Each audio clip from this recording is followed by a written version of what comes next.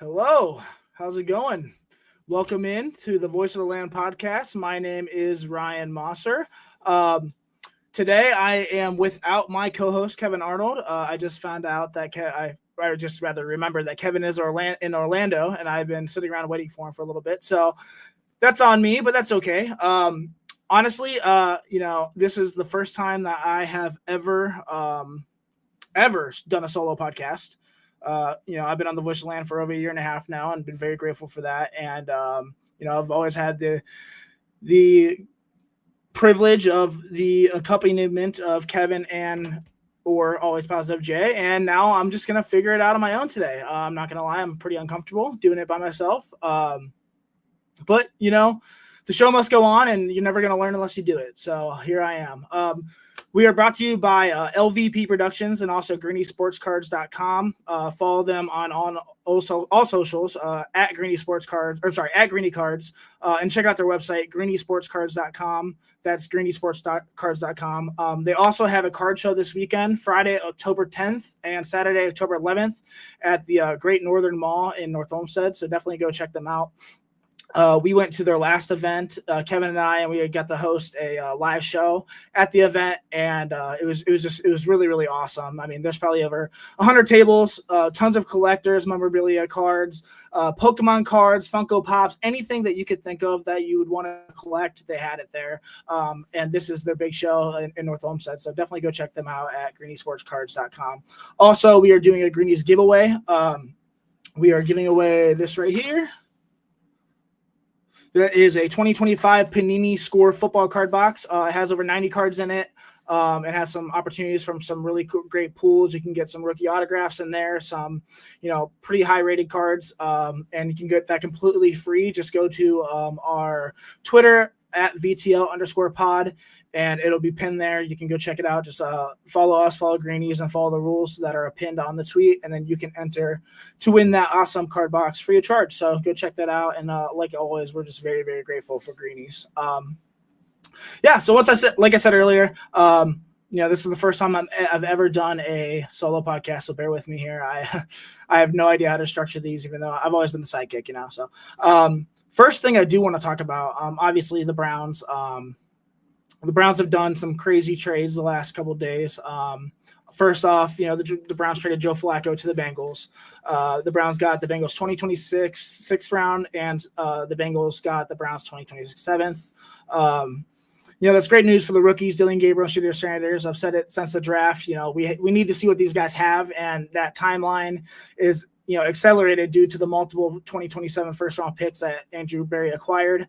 And now here we are with no veterans on this team other than Bailey Zappi and an injured Deshaun Watson, who, I hate to break the news, but he may be coming back eventually. He has a right to work, and he looks to be maybe clearing injury protocols I heard by the end of this month. So we'll see. I personally don't want him back on this team. I don't want to see him ever again, but nonetheless, that's a quite realization right now. But these rookies get a chance, and that's really awesome. We have just this season to see what they have, and if not, then it'd be ignorant to think that the Browns are not going to draft a quarterback high in the draft next year, and they still may. But this is a hope that these rookies get a chance, can flash, show what they've got, and can prove that they are worthy of being that franchise guy for this team, and that would be so beneficial because then we could go and draft guys like Caleb Downs or Caden Proctor or some, both these Utah offensive tackles are really good. The offensive tackle out of Miami is really good too. These receivers, there's a lot of different opportunities that we could, have by just seeing what the quarterback is on our team currently. So hopefully, these rookies continue to have a good chance, and one of them shines. Dillon Gabriel looks okay. Especially behind this bad offensive line and receivers that can't really catch. He looked pretty good. Still surprising that, the Browns did trade Joe Flacco to the Bengals, but nonetheless, that did happen. And interesting that the Bengals are starting Flacco this week as well in a very short week. That's just, that's crazy. Browning is not really that good, but holy moly, crazy. Also, just last night, the Browns traded Greg Newsome. I, on Twitter, have been one really not liking Greg Newsome the last few years. I thought he's been very overrated. I feel like, he loves to celebrate, but usually it's after a quarterback overthrows the ball to his receiver and he does that air guitar. And I just, I think that honestly, the Browns may have gotten better with this trade. And I know a lot of Jaguar fans are like, oh, finally, we got rid of Tyson Campbell. Oh, that guy sucks, blah, blah, blah. I disagree. I mean, the Browns sent Greg Newsome for a 2026 sixth-round pick to the Jaguars for Campbell for a 2026 seventh-rounder. So it's basically just swap picks from players. Campbell was selected by Jacksonville Jaguars in the second round, 33rd overall in the 2021 NFL draft. Only 5 or 6 spots behind Greg Newsome was in the same draft. Campbell did earn a new contract from the Jaguars from the old regime before Liam Cohen and company came over.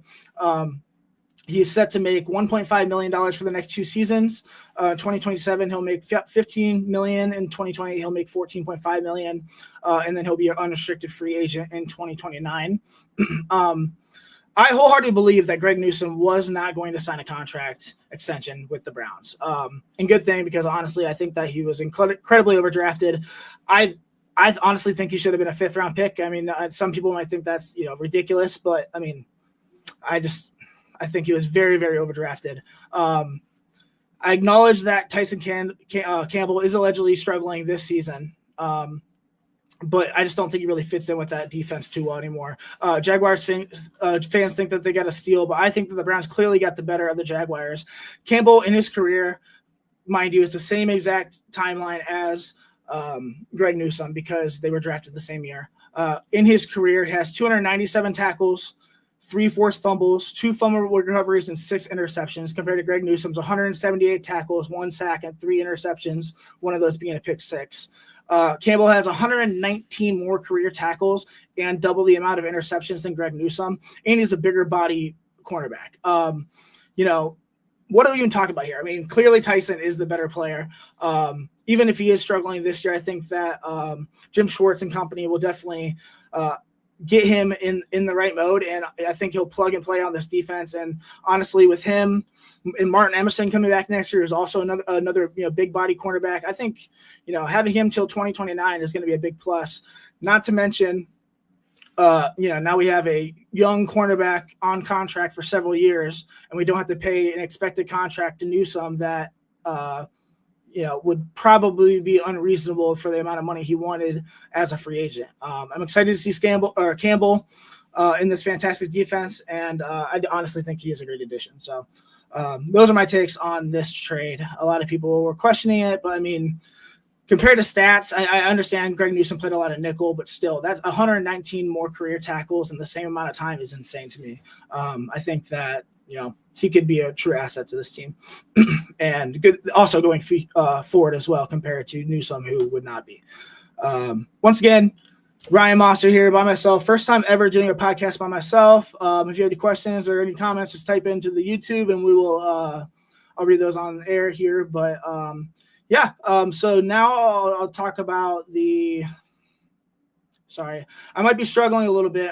It's hard to structure these when you don't know really what you're doing, but I'm going to continue talking about the Browns. The Browns so far this season, their offense has been really, really bad. 27th ranked total offense, 24th ranked passing offense, and 26th ranked rushing offense.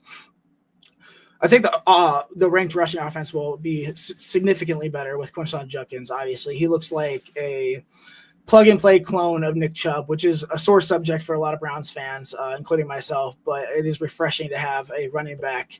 I think Nick Chubb was the last running back for the Browns before he got hurt to rush over for 100 yards in a game, and Quinshon did that this past week. So it's just refreshing to have. The Browns defense, second best defense after 5 weeks. 4th best passing defense, and still the 1st best rushing defense. Just been lights out, even though with the unfortunateness of the last game, them giving away the lead late, I blame that more on coaching than the defense. Yes, you got to make those plays, but nonetheless, there was a lot of boneheaded mistakes by this coaching staff. Let's see here. Steelers, they had a bye week 5. That's what we're playing this week, clearly. Aaron Rodgers against the Vikings had 200 yards and a touchdown. Kenneth Gainwell, he did really well. 19 carries for 99 yards, 2 touchdowns, and then 6 catches for 35 yards. I did see that Jaylen Warren is going to play this week. Yes, full participant practice. Jalen Ramsey hasn't practiced all week with the hamstring injury, so that's something to watch. And then Calvin Austin, did not practice all week so far with a shoulder injury, and he is the number 2 receiver for the Steelers. One note for the Browns for injuries: everyone participated, including Mike Hall Jr., who was limited at practice but still did practice, and he hasn't played all year. So if we can get him on the field, that'd be really, really awesome. The Steelers, their team is really, really bad. They have a really bad offense and an even worse defense. 29th total offense, 27th ranked passing offense, 18th ranked rushing offense. Their defense, they're ranked 28th, 30th in passing, and 31st in rushing. There are a lot of opportunities here for the Browns to win this game. There are. Will they? I don't know. I feel like you have to score more than 20 points in a game to possibly win any game in the NFL. The Browns haven't done that for 10 consecutive games, which is just embarrassing. Also, one thing to note, I saw that Jeff Shadell on Twitter, he's the Browns reporter for the News Herald. He just tweeted out about 10 minutes ago something funny and interesting that I wanted to know. Dillon Gabriel was only 2 years old the last time that the Browns beat the Steelers in Pittsburgh. That was when Tim Couch led a 33-13 Sunday night football upset special at Heinz Field, October 5th of 2003. 2003. Gabriel turned 3 years old on December 28th of that year. So the Browns haven't won in Heinz Field. Well, now not Heinz Field. I don't even care what it's called now. But in Pittsburgh in a very, very long time, which is just crazy. But this could be the year to do it. I mean, I'm not incredibly confident in our offense right now. The receivers can't catch balls. Jerry Jeudy looks like, Steve Smith called him just a guy. I don't even think he's just a guy. He looks like a fool out there. He's not doing anything. On the fan, Ken Carman and some of those guys are, put a fun bet out, guessing when he's going to snap in the locker room. And I think it might be this week, because if he doesn't get the ball or I think he had 1 catch for 15 yards last week, that's not going to do it for a number 1 receiver or an alleged number 1 receiver on a team. He's ranked 45th overall in receiving right now, which is just awful. So, that's got to be fixed for sure. Yeah, just not very fun. Sorry, I'm kind of riffing here. Like I said, I'm very uncomfortable doing this by myself, but I'm living and I'm learning. Let's do it together. I do think, the keys for the Browns to win this week, they're going to have to establish the run game. Quinshawn, again, needs to have over 100 yards. The defense will have to take the ball, and not only take the ball, but give short distance for this offense. Kind of like what Grant Delpit did when we stole the win against the Packers, intercepted the ball, and then got it into the red zone for the offense. Once we're there, it's pretty easy to score points. It's getting there is the problem. So I expect, these tight ends to play really well. Harold Fannin Jr., I think, is going to be a stud for this team. And David Njoku finally did something last week, had 6 catches for 60 yards and a touchdown. Looked pretty good. One thing to note, I've said it before, but with David Njoku, he is on a contract year. And if, things are continuing the way they are for the Browns, this trajectory that, is, we're 1-4, could be 1-5 this week. You never know. But David Njoku is an asset for teams that are competing, and if we have a young tight end who is looking very promising, catching the ball, he still leads the team in receptions. David Njoku could be on the trade block. He could be out of here.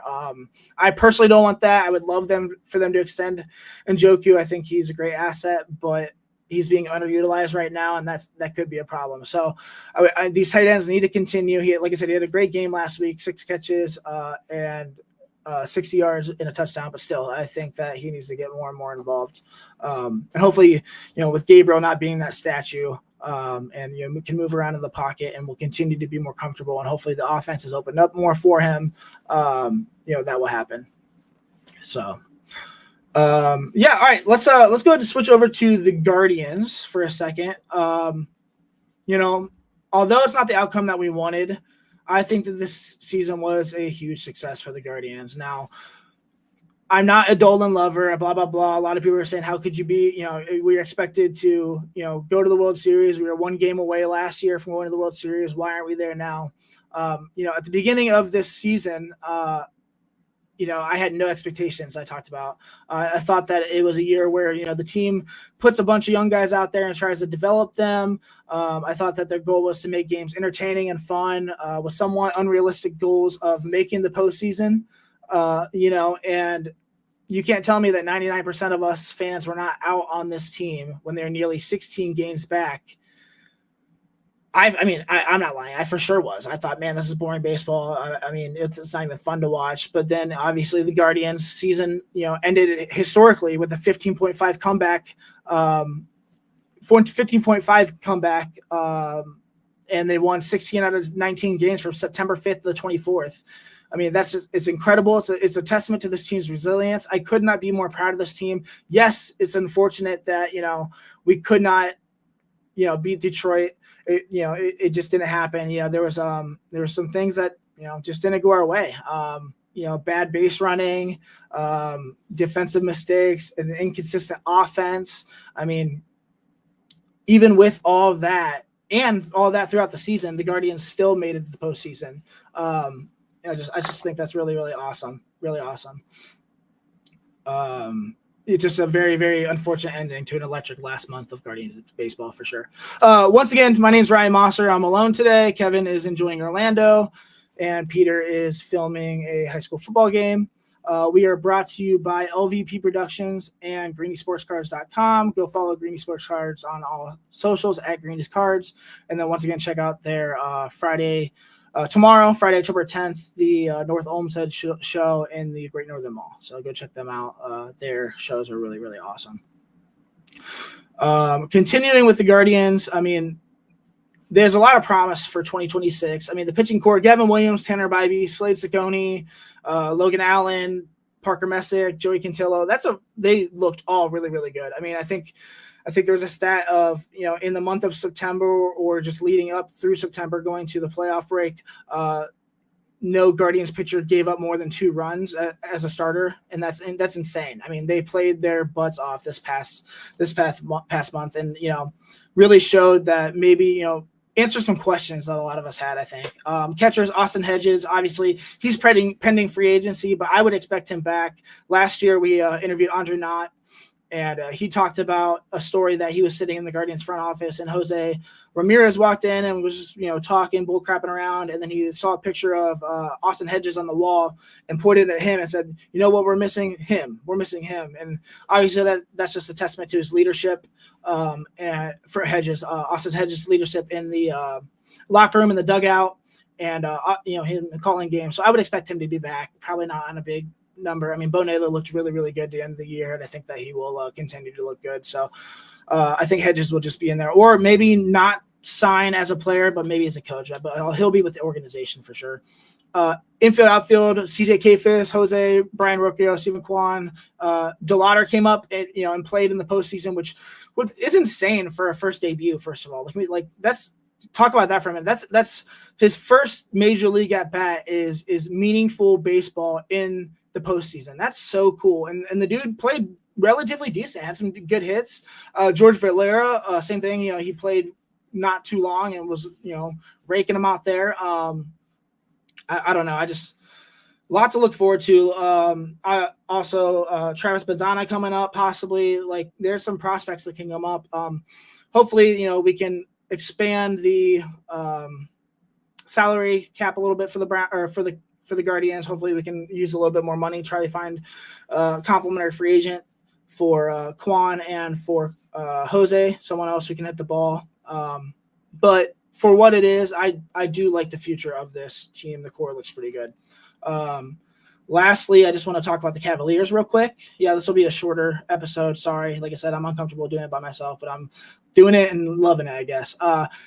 Off-season moves, Cavs signed Larry Nance Jr., love the move. I think, him coming back to Ohio where, he's born and raised, I think it will just be really good and he'll be a good complimentary piece. Sam Merrill was signed to a new contract. Thomas Bryant, backup center for the Pacers, was signed I love that we finally have a backup center. I think, that was one thing that we've been lacking, is a decent guy who can just, relieve Evan Mobley and Jared Allen when needed. And, just for injury sakes in general, I think Thomas Bryant will be a good asset to this team. Tyrese Proctor was picked up. Luke Travers, he re-signed his 2-week contract, the guy from Australia, the guard. I really like him as well. We traded for Lonzo Ball. If he can stay healthy, I just think that is just one of the best moves the Cavs have made in a long time.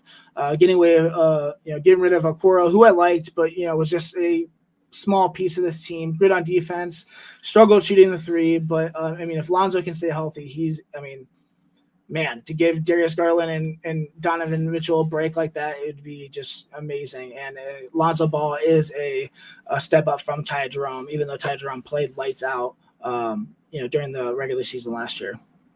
Also today, they signed Darius Brown to a camp deal.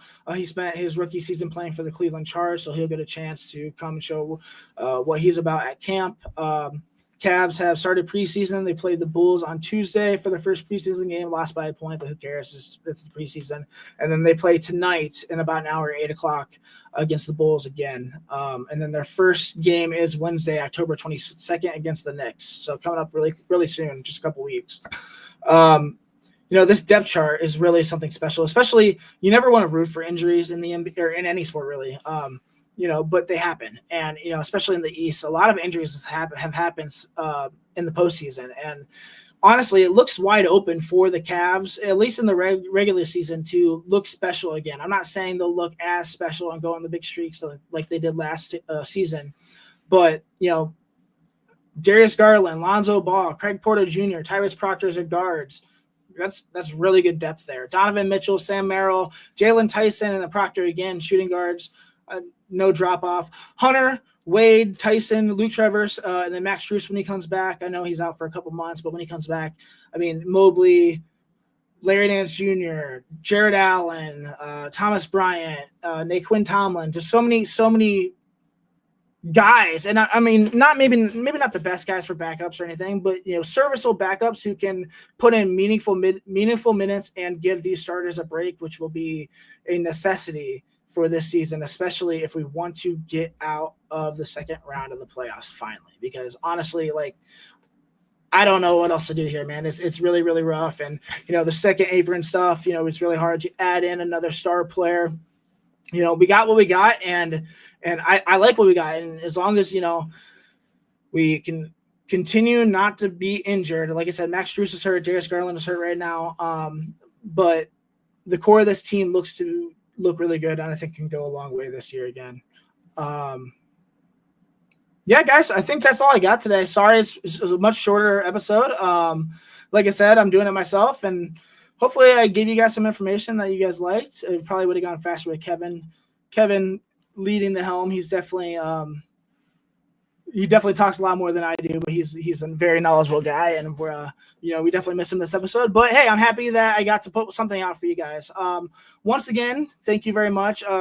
Thank you to LVP Productions, also Greeny Sports Cards. Go follow them on socials, like I said, at greenyscards.com. Check out their website, greenysportscards.com. And this weekend, as I said, in North Olmsted at the Great Northern Mall, October 10th and October 11th, Friday and Saturday, they will have their card show there. Go check it out. Their card shows are really awesome. We are really, really grateful to be able to do their last card show and do a live show there for you guys. Also, lastly, just go on our Twitter at VTO_pod and check out our pinned tweet to win this year, courtesy of Greeny Sports Cards. We'll ship it out to you absolutely free. Just go on there and follow the rules. Thank you guys so much. Appreciate you. This has been the Voice of the Land. I'm going to try to remember what Kevin says. He says, don't let anyone ever tell you it's just a game. We truly love you. 3000. Don't ever talk about it. Be about it. Boom. Got it. All right, guys. Thank you so much. And we'll see you next week with me and Kevin at the Voice of the Land podcast.